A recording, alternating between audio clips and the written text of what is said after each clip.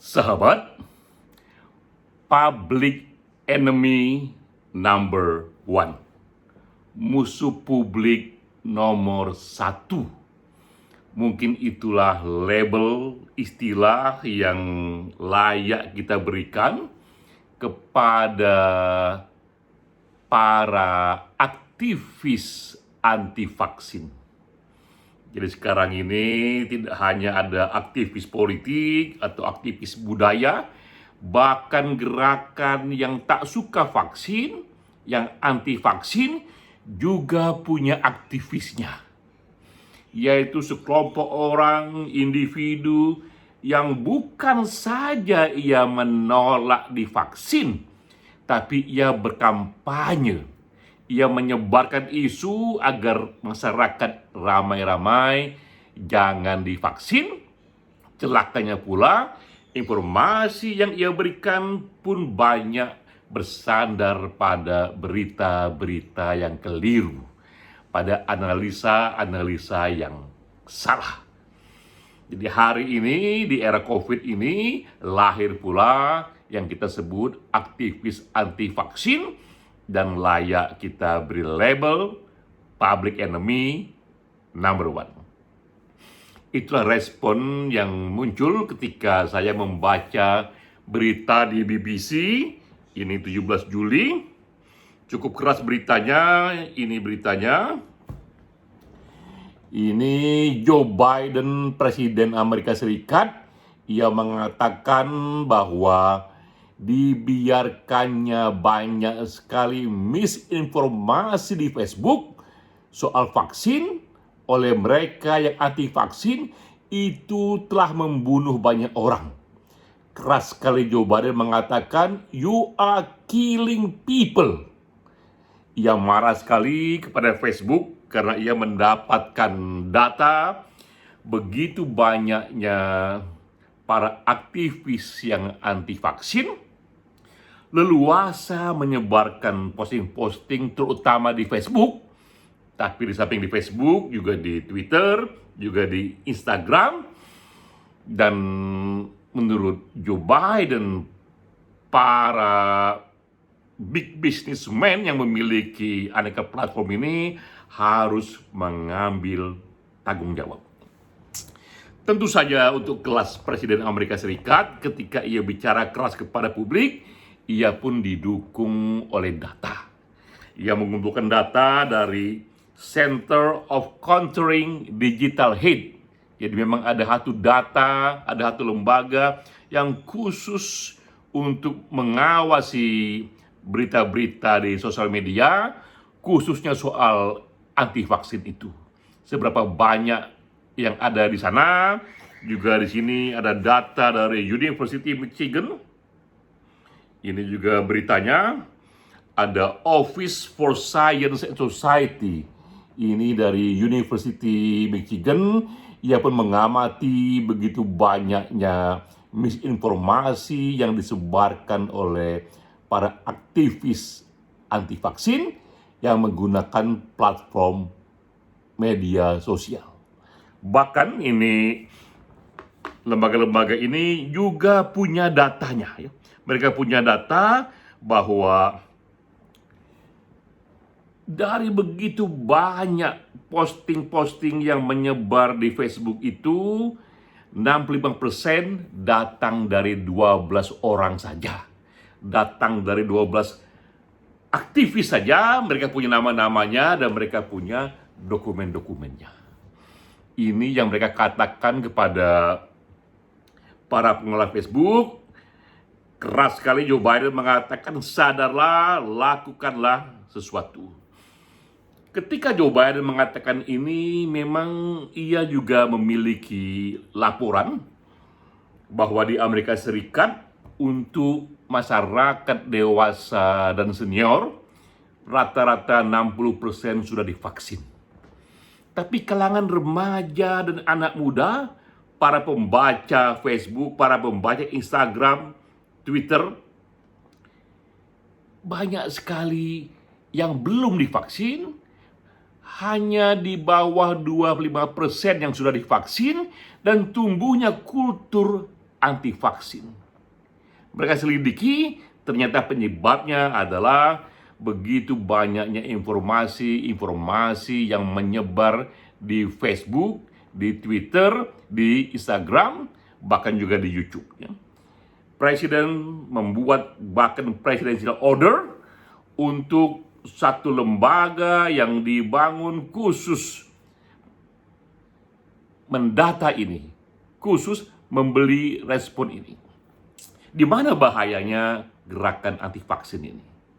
Bahayanya adalah mereka tidak hanya membahayakan diri sendiri, tapi juga membahayakan publik luas.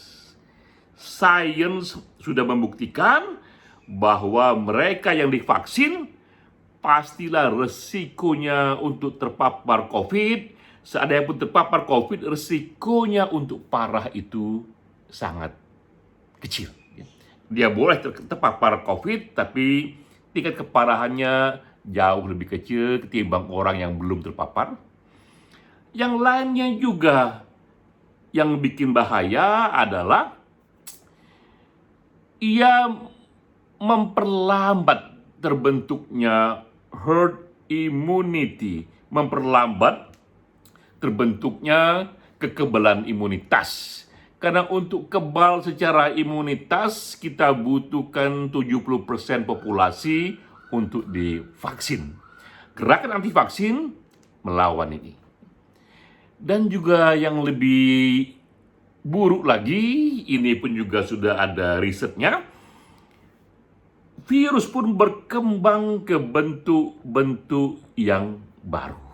Diketahui pula bahwa di tubuh mereka yang belum vaksin itulah acap kali virus itu mengalami mutasi, mengalami perubahan dengan berbagai pola-pola kimia pada tubuh mereka yang belum divaksin. Jadi kita lihat tingginya daya rusak mereka yang belum divaksin. Jika mereka pun tak ingin divaksin sebagai pilihan pribadi, itu pun sudah membahayakan. Apalagi jika ia menjadi aktivis yang menyebar-nyebarkan soal anti vaksin ini dengan berbagai berita-berita yang bisa disebut berita yang bohong atau berita yang keliru. Karena itulah memang tepat kita katakan mereka ini, aktivis anti vaksin ini di era sekarang, di era pandemik disebut public enemy number one. Nah, sekarang kita sedikit menggali apa itu public enemy number one. Ini terminologi istilah yang diberikan kepada satu masa untuk orang-orang yang membahayakan masyarakatnya, yang membahayakan publik luas. Di barat sana, di Amerika khususnya, di tahun 30-an istilah public enemy number one ini dipopulerkan oleh Edgar Hoover, ini seorang pimpinan dari intelijen di sana yang sangat populer ya. Dan istilah ini public enemy number one diberikan kepada saat itu para gangster-gangster mafia yang tak hanya melakukan kriminal tapi juga menyebarkan begitu banyak obat-obat terlarang ya. Termasuk di sana mereka pun melakukan pembunuhan. Yang terkenal di sana adalah Al Capone ya, juga Bonnie and Clyde, ini pasangan kekasih yang juga merampok bank di sana dan di sini. Mereka inilah awalnya yang dianggap public enemy number one di era tingginya kriminalitas. Tapi dalam sejarah, setiap zaman, setiap masyarakat itu punya jenis public enemy number one-nya sendiri ya. Bahkan kita lihat di zaman Roma ini, era paling tua yang kita tahu istilah ini digunakan, di era Roma di tahun 68. Di abad 1 tahun 68, di era Nero, Raja Roma yang berkuasa, itu sudah dikenal yang disebut hostis publicus. Istilah public enemy number one ini awalnya justru dari Roma yang namanya itu hostis publicus. Dan yang dianggap public enemy number one saat itu justru raja Raja Nero sendiri yang dikenal sangat kejam, yang dikenal sangat merusak masyarakatnya. Karena itu senat di sana beroposisi dan mengatakan, Raja, kau adalah public enemy number one. Kita pun lihat juga di sejarah Eropa di era revolusi Prancis di tahun 1793, bahkan Robespierre, ini salah satu aktivis politik yang ikut menggerakkan revolusi Prancis, ia mengatakan Raja Prancis saat itulah yang menjadi public enemy number one. Jadi kita lihat, pernah di satu masa public enemy number one itu digunakan kepada raja, satu masa tahun 30-an digunakan kepada gangster, kepala mafia. Di era pandemik ini tepat pula digunakan kepada para aktivis anti vaksin yang dengan sengaja menyebarkan berita-berita bohong. Jika kita lihat lagi lebih jauh sejarahnya, siapakah mereka ini yang berdiri pada posisi anti vaksin dan mengkampanyekannya? Kehadiran aktivis ini sudah ada sejak lama. Bahkan sudah ada sejak vaksin pertama kali ditemukan, sejak Edward Jenner di tahun 1756 sudah mencoba melakukan vaksin terhadap cacar. Jadi tahun 1756 itu boleh dikatakan termasuk vaksin pertama dalam sejarah. Yang anti itu, yang anti tindakan Edward Jenner itu sudah ada, sudah dicatat sejarah. Inilah juga anti vaksin pertama dalam sejarah yang sekarang ini kemudian berevolusi hingga abad 21, berevolusi, datang terus para aktivisnya hingga datangnya era pandemik COVID-19. Kita bisa kumpulkan selalu 5 alasan ini yang digunakan dan disebar oleh mereka.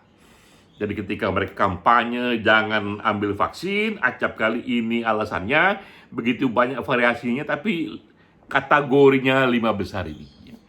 Sejak dulu sampai sekarang, pertama seringkali adalah alasan keyakinan, alasan agama. Mereka katakan bahwa vaksin ini diambil dari tubuh-tubuh hewan, bahkan juga tubuh-tubuh hewan yang dianggap haram, maka menyuntikkan vaksin ke tubuh manusia itu merendahkan manusia. Bahkan kadang-kadang digunakan terminologi itu haram.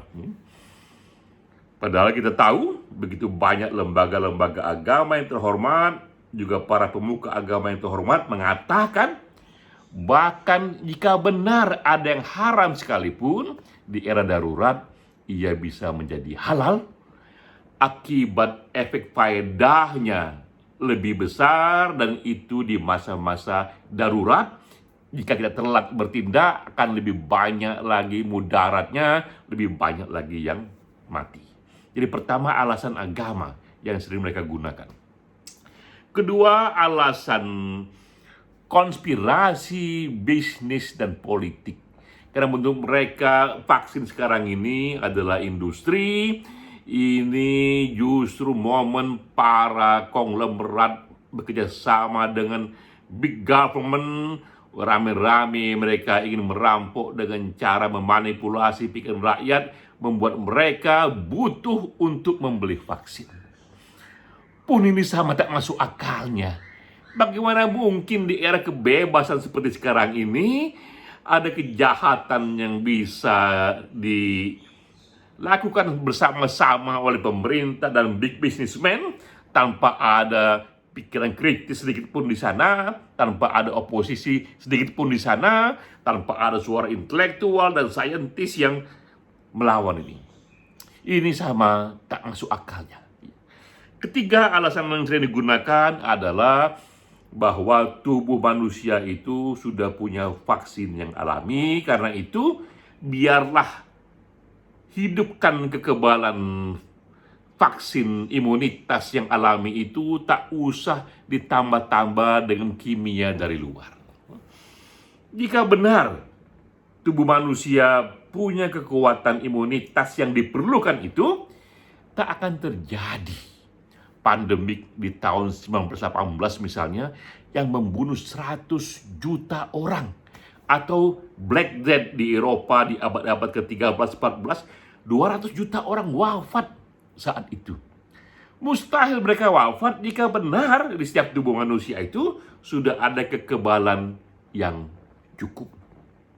Dengan matinya begitu banyak orang, justru itulah awal lahirnya vaksin yang membuat kita merasa perlu satu simulasi kimiawi tambahan untuk memperkuat kita. Nah, keempat, seringkali juga diberikan alasannya adalah hati-hati, vaksin ini akan memberikan efek samping, dan disebut juga di sana pada wanita efeknya nanti mereka akan jadi mandul, pada laki-laki efeknya mereka akan jadi impoten, dan celakanya banyak yang percaya pada ini. Padahal jelas-jelaslah mustahil vaksin itu memberikan efek ini karena ia sudah diseleksi. Yang menseleksinya pun juga banyak, berlapis-lapis. Di tingkat dunia ada World Health Organization. Dan di tingkat nasional pun ada pula lembaga-lembaga seperti di Indonesia, BP POM itulah yang juga ikut menseleksinya. Tentu segala efek-efek samping itu sudah dihitung. Jika efeknya terlalu besar, efeknya pun akan dinyatakan di sana, tak akan dirahasiakan, dan juga tak akan digunakan jika efeknya terlalu besar, jika efek sampingnya terlalu besar.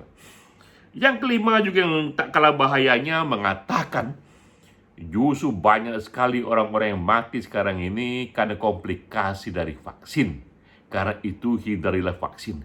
Ini yang sama berbahayanya, karena tadi kita tahu para ahli sudah berkumpul di banyak sekali lembaga-lembaga yang bisa memfilter ini.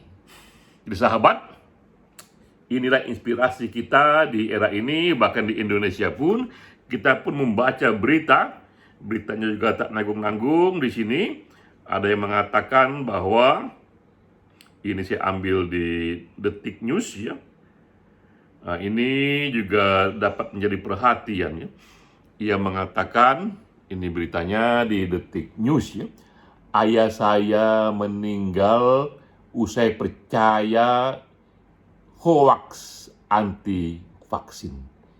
Jadi di Indonesia pun sudah ada yang bersaksi gara-gara hoax anti vaksin, gara-gara aktivis anti vaksin, ayahnya percaya tak mau divaksin dan ia melihat ayahnya meninggal. Jika saja waktu itu ayahnya divaksin, mungkin ayahnya tetap terpapar tapi tak akan mengalami keparahan yang membuatnya mati. Ini hal penting yang perlu kita renungkan ya. Dan kita tahu bahwa sosial media ada di sana ya, dan Facebook sendiri sudah membuat pernyataan resmi. Mereka katakan mereka bekerja sama dengan pemerintah akan mencoba men-tackle down, akan mencoba menurunkan semua posting-posting yang dianggap membawa informasi palsu. Dan ia katakan kami sudah bekerja, sudah 18 juta posting yang kami buat. Dan nama-nama yang disebut tadi juga sebagian akunnya sudah dihapuskan.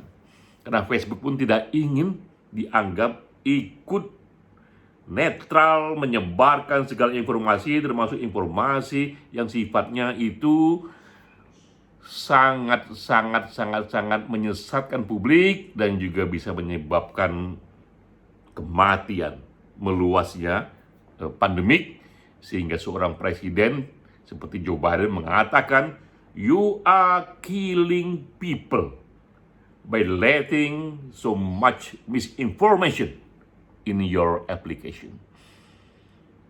Inilah situasinya. Sahabat, ini video saya yang ke-16 di hari working from home yang ke-16 juga. Satu hari, satu video, satu topik. Kuliah singkat ini sengaja direkam hanya melalui handphone sederhana saja, sekaligus juga untuk menjadi share ke publik luas bahwa walau badan kita terkurung di rumah, hanya dengan satu handphone saja kita masih bisa membagikan konten-konten kreatif. Kita masih bisa berbagi informasi. Salam.